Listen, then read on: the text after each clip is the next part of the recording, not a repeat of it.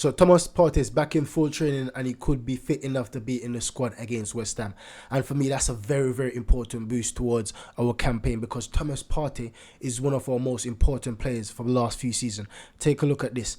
Now, this is from the mouth of Xhaka. Xhaka said, I'm certain we'd have won the league if we hadn't lost Saliba and Partey in last season league running. So you see, the players identify the importance of Thomas Partey and also the fans. Because every fan can testify that, say, listen, Thomas Partey is one of the best midfielders in the world when he's fit.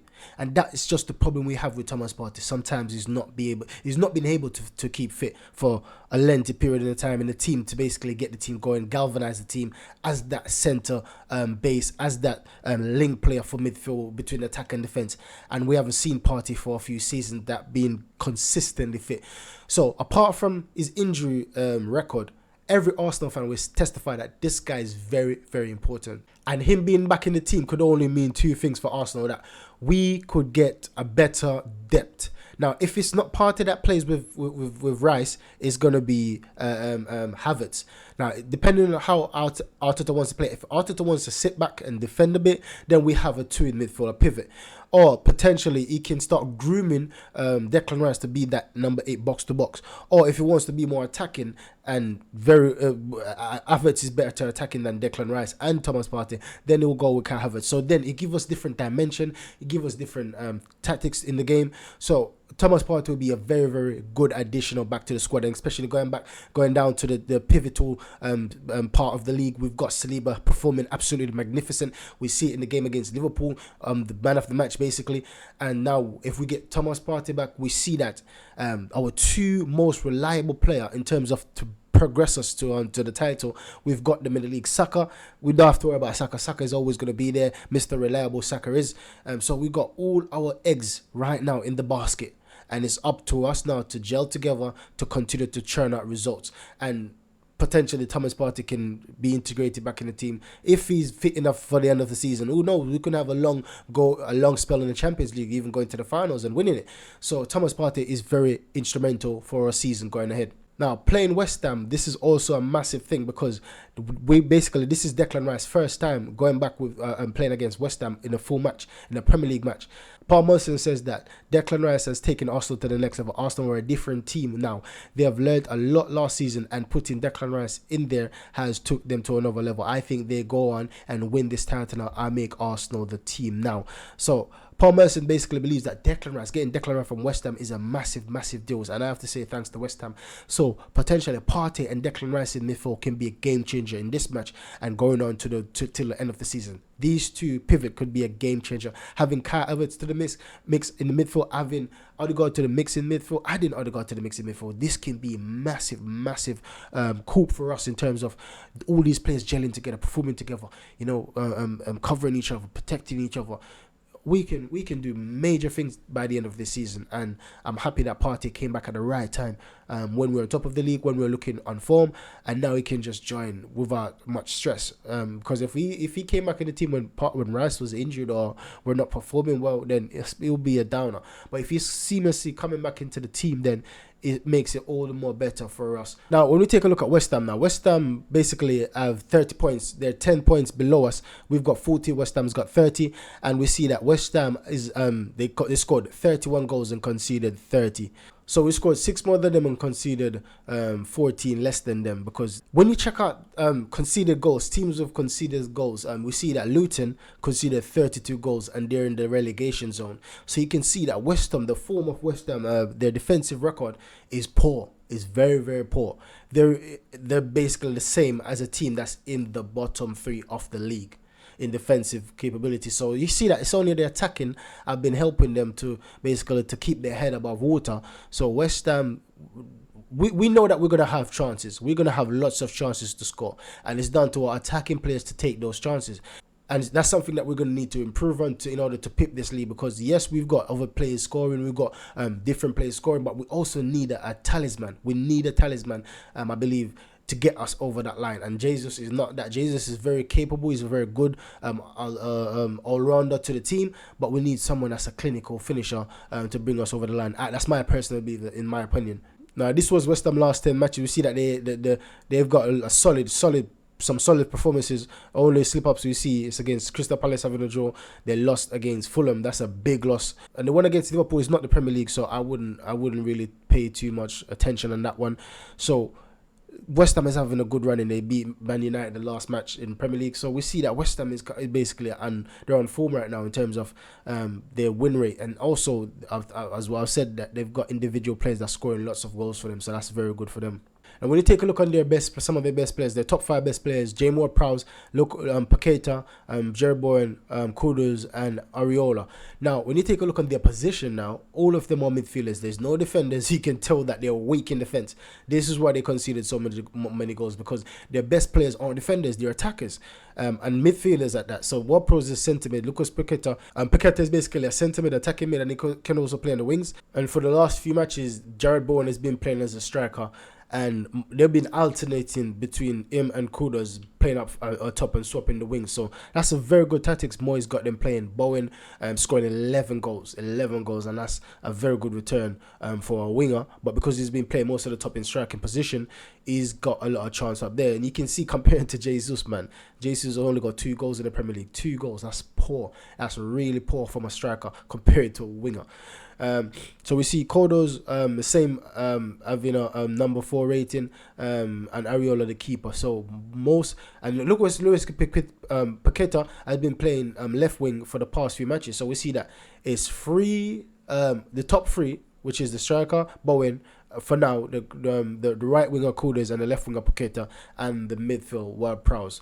Those 4 attacking players are their best players. Once again, this is why they're so good in attacking but poor in defending, because their best players are not mentioned in attack. And their keeper also, Areola, is a very good keeper, coming number 5 on that list. So when you take a look at the top goal scorers, you see Jarrod Bowen having 11, Kudus having 6, Soucek having 4.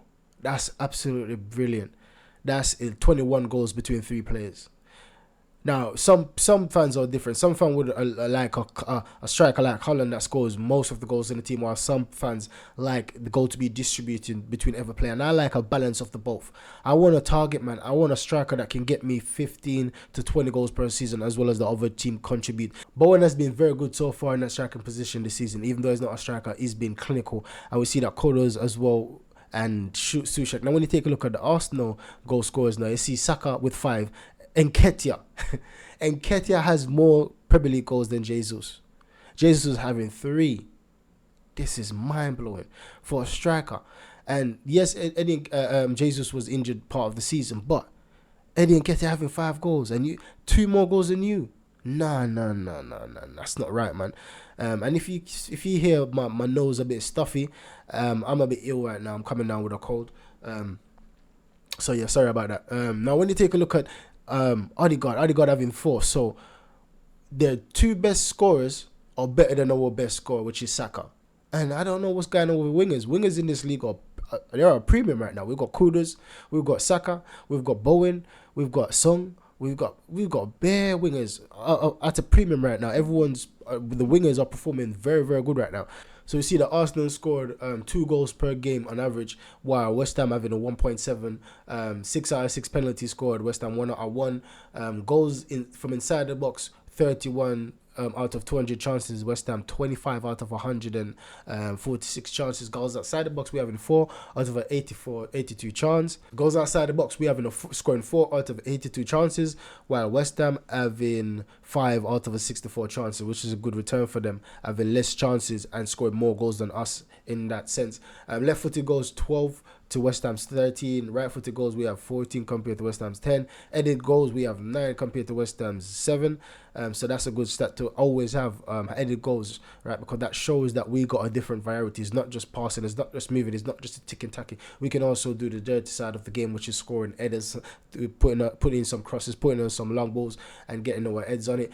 Big chances created, we have in a 2.6 compared to West Ham's 2.3. Big chances missed, 1.4 compared to West Ham's 1.3. Total total shots per game, we're having a 15.7. West Ham is at 11.7. Shots on target per game, we're having a 5.5. West Ham with a 4.3. Successful dribbles, we have 7.8. West Ham 8.9. That's very good from West Ham's point of view. And they got Kudus, they got Bowen, they've got Paqueta. These are some of the best dribbles in the game, in the Premier League right now, and they've got them in the team. So no wonder why they're almost a 9 with dribbles per game.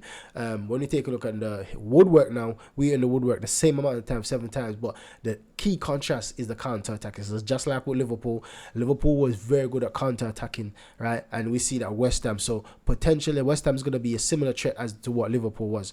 But in the sense of the counter-attacking side of the game, they're going to look to break quick on counter. But when it comes down to attacking, I believe that we'll have majority of the ball. Because now when we take a look into possession, we see that our passing ball possession of 59.9, West Ham is 41.4. So that's a massive difference in the ball possession and ball retention. That shows that Liverpool, that shows that West Ham doesn't really have majority of the ball whenever they're in an average in matches. They don't normally have the large possession of the ball, and Arsenal normally do. So an accuracy per game, we have 480 at the 86.8 rating. West Ham having a 370 at a 17.9.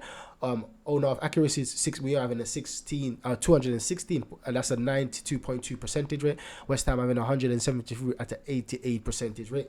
Accurate opposition half, we are having a 269 at a 79.6%. On West Ham's own half, opposition half, I mean, they're having a 148. That's a 67%. So once again, when they're in the opponent's off, they're looking to quick break, counter attack. So that's not a lot of accurate passes. That's quick, efficient passes. They look to go up top and score in.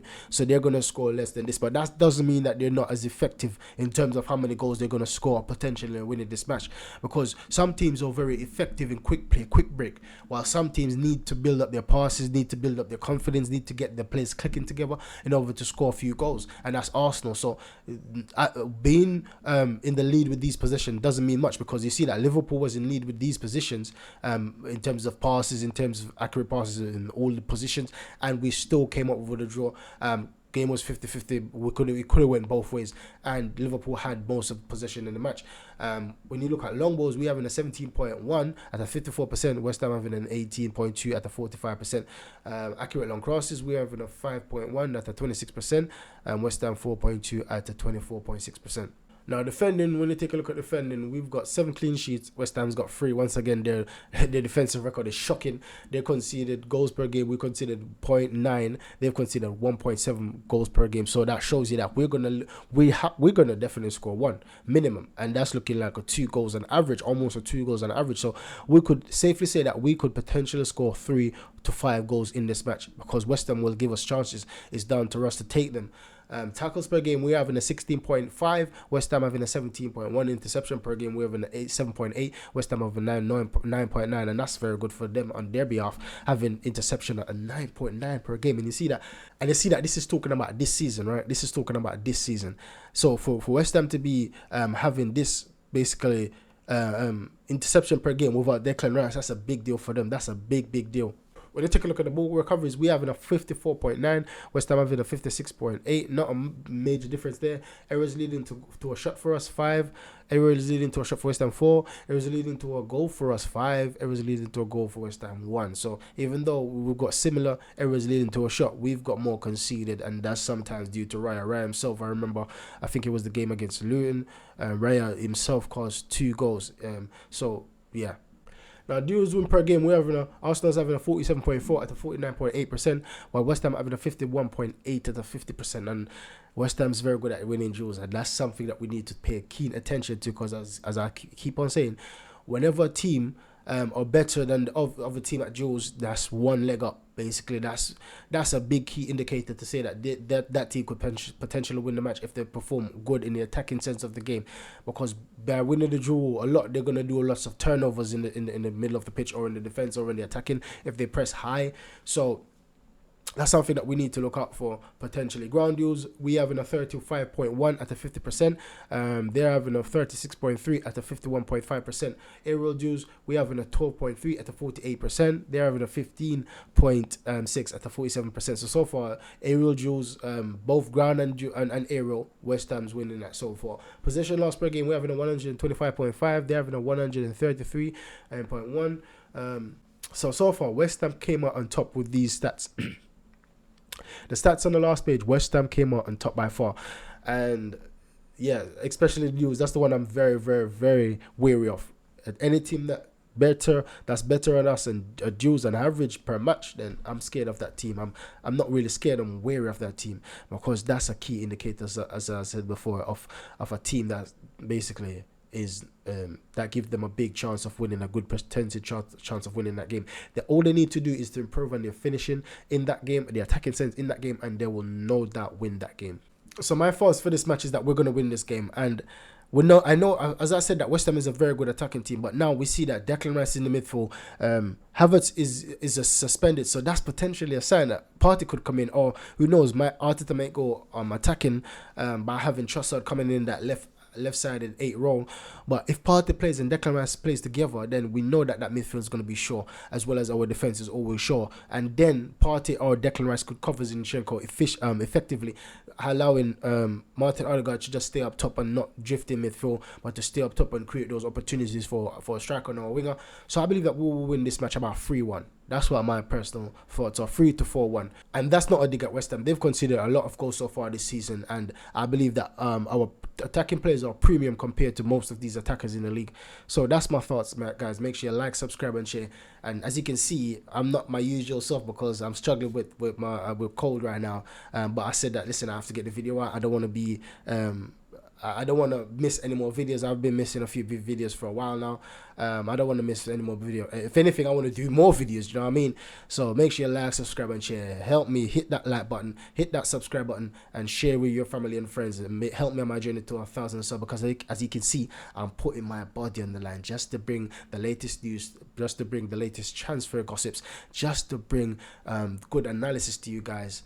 Make sure you like, subscribe, and share. That's the least you can do for me. Catch you next video, guys. Goodbye.